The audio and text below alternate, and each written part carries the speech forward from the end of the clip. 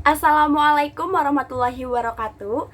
Perkenalkan, nama saya Fikra Hawa Aulia dari Universitas Esa Unggul Jakarta, Fakultas Keguruan dan Ilmu Pendidikan, jurusan Pendidikan Guru Sekolah Dasar atau PGSD angkatan 2019. Di sini saya akan menyelesaikan tugas akhir saya pada semester 3 ini, yaitu mata kuliah Apresiasi Sastra. Saya memilih untuk membaca cerpen. Cerpen yang berjudul Jadikanlah Masa Depan Sebagai Acuan. Baik, langsung aja disimak isinya ya. Menulis tak semudah yang diperkirakan berbagai orang. Banyak orang yang menganggap ringan sebuah kegiatan menulis, tapi nyatanya mereka pupus di tengah jalan karena begitu beratnya menulis.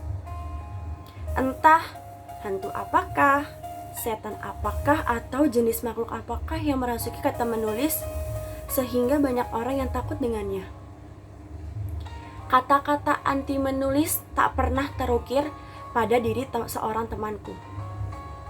Dia adalah seorang teman yang sangat gigih memperjuangkan kemauannya maupun kemauan orang lain. Dialah Davi, seorang anak yang tak akan mau mundur terhadap masalah yang dihadapinya. Kehandalannya terhadap menulis membuat jalan baru bagi kehidupannya. Lika-liku tetap dihadapinya sebagai seorang penulis. Dia mengenal dunia menulis sejak membaca dan menelaah berbagai novel karya sastrawan ternama. Dia mulai memfokuskan diri pada menulis sekitar umur 12 tahun. Umur yang masih sangat muda untuk bersaing dengan penulis ternama, bahkan penulis yang sebaya. Saat itu, dia hobi sekali membuat cerita pendek. Dibacakannya cerita tersebut pada seluruh teman-temannya. Suara tertawa terdengar saat dia membacakan cerita yang ditulisnya itu. Entah siapakah yang berlebihan atau tak paham. Aku pun mencoba mendukung argumennya, tapi malah aku terkena timbal balik. Aku disangka menjadi pawang kucing. Maklum, kucing selalu diidentik dengan kekonyolannya dan apapun itu yang berhubungan dengan non-logika. Ditambah kata pawang, karena aku selalu mendukung dan berusaha agar dia lebih baik.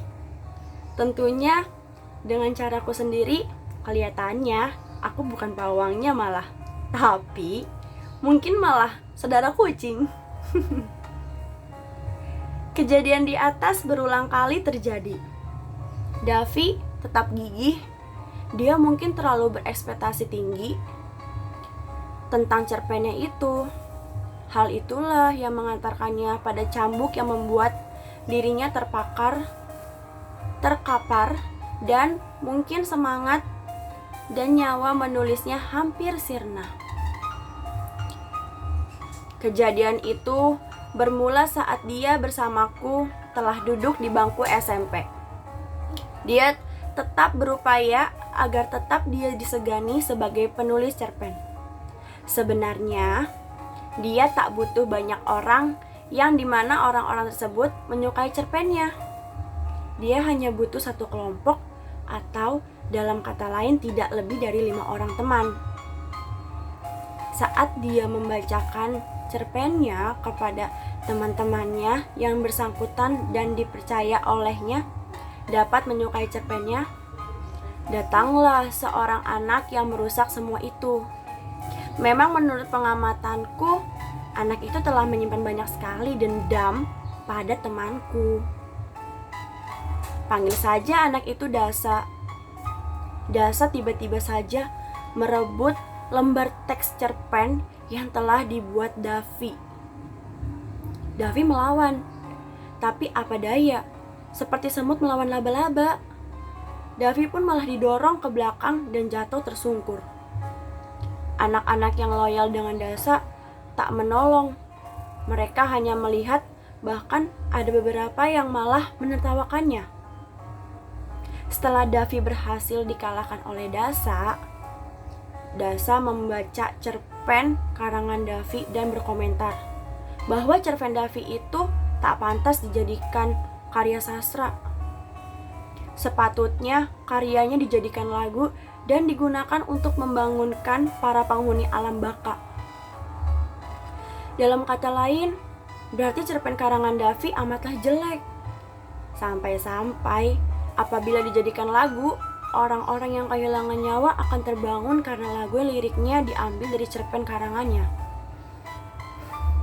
Sepulang sekolah, Davi duduk di batu besar di pinggir sungai. Kebetulan aku melihat karena aku berniat menghilangkan penat. Aku duduk bersebelahan dengannya. Aku bertanya kepadanya. Pertanyaanku tidak dijawab.